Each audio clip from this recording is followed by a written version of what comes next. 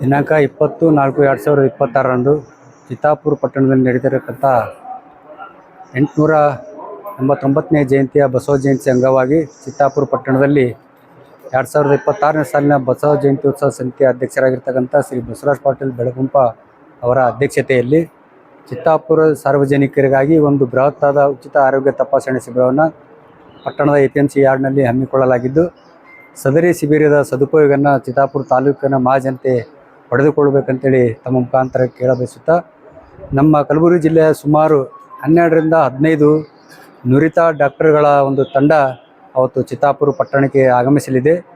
ಎಲ್ಲ ರೋಗಗಳಿಗೂ ಕೂಡ ಅವತ್ತು ಉಚಿತವಾದಂಥ ಶಿಬಿರದಲ್ಲಿ ತಪಾಸಣೆಯೊಂದಿಗೆ ಉಚಿತವಾಗಿ ಔಷಧಿ ಕೊಡ್ತಕ್ಕಂಥ ವ್ಯವಸ್ಥೆನೂ ಕೂಡ ಇರ್ಬೋದು.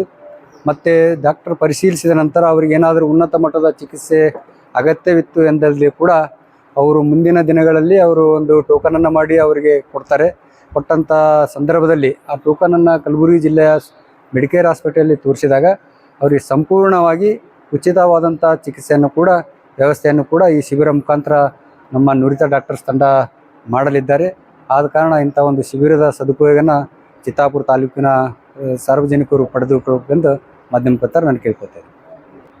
ಅದೇ ರೀತಿಯಾಗಿ 20-6-2021 ಬೆಳಗ್ಗೆ ತಾಲೂಕು ಆಡಳಿತ ವತಿಯಿಂದ ನಡೀತಕ್ಕಂಥ ಬಸವ ಜಯಂತಿ ಉತ್ಸವ ಅಂಗವಾಗಿ ಪಟ್ಟಣದ ಬೆಳಗ್ಗೆ 8 ಗಂಟೆಗೆ ಚಿತ್ತಾಪುರ ತಹಸೀಲ್ ಕಾರ್ಯಾಲಯದಿಂದ ಸುಮಾರು ಒಂದು 100 ಎತ್ತು ಜೋಡುಗಳ ಭವ್ಯ ಮೆರವಣಿಗೆಯೊಂದಿಗೆ ಬಾಜಾ ಭಜಂತ್ರಿ ಡೊಳ್ಳುಗಳೊಂದಿಗೆ ಹಾಗೂ ಎಲ್ಲ ಬಸವಾಭಿಮಾನಿಗಳು ಸೇರಿಕೊಂಡು ಬೆಳಗ್ಗೆ 8 ಗಂಟೆಗೆ ಬೃಹತ್ತಾದ ಒಂದು ಶೋಭಾಯಾತ್ರೆ ಮುಖಾಂತರ ಪಟ್ಟಣದ ವಿವಿಧ ಪ್ರಮುಖ ರಸ್ತೆಯಲ್ಲಿ ಮೆರವಣಿಗೆ ಮುಖಾಂತರ ಮತ್ತು 10 ಗಂಟೆಗೆ ಬಸವೇಶ್ವರ ವೃತ್ತದಲ್ಲಿ ಮೆರವಣಿಗೆ ಆಗಮಿಸಿ ಅಲ್ಲಿ ಧ್ವಜ ನೆರವೇರಿಸಿದ ತಕ್ಷಣವೇ ಈ ಶಿಬಿರ ಆರಂಭಗೊಳ್ಳಲಿದ್ದು, ಇದರ ಸದುಪಯೋಗವನ್ನು ತಾಲೂಕಿನ ಜನತೆ ಪಡೆದುಕೊಂಡು ತಮ್ಮಲ್ಲಿ ಮನವಿ ಮಾಡಿಕೊಳ್ತಾರೆ. ಇದೇ ರೀತಿಯಾಗಿ ಕಲಬುರಗಿ ಜಿಲ್ಲೆಯಲ್ಲಿ ನಡೀತಕ್ಕಂಥ ಬಸವ ಜಯಂತ್ಯೋತ್ಸವ ಒಂದು ಬೃಹತ್ ಬಹಿರಂಗ ಸಭೆ 19-4-2026ರಂದು ಕಲಬುರಗಿ ನಗರದ ಶರಣಬಸವೇಶ್ವರ ಜಾತ್ರಾ ಮೈದಾನದಲ್ಲಿ ನಡೆಯುತ್ತಿದೆ.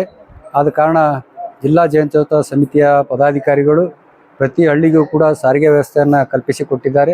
ಆ ಸಾರಿಗೆ ವ್ಯವಸ್ಥೆಯ ಸದುಪಯೋಗ ಪಡೆದುಕೊಂಡು ಎಲ್ಲ ಶರಣ ಬಂಧುಗಳು ಆ ಒಂದು ನಡೀತಕ್ಕಂಥ ಬೃಹತ್ ಬಹಿರಂಗ ಸಭೆಯಲ್ಲಿ ಭಾಗವಹಿಸಬೇಕಂತ ತಮ್ಮ ಮಾಧ್ಯಮದ ಮೂಲಕ ನಾನು ನಮ್ಮ ಸಮಾಜ ಬಾಂಧವರಲ್ಲಿ ಮತ್ತು ಬಸವಾಭಿಮಾನಿಗಳಲ್ಲಿ ಮನವಿ ಮಾಡಿಕೊಳ್ತೇನೆ.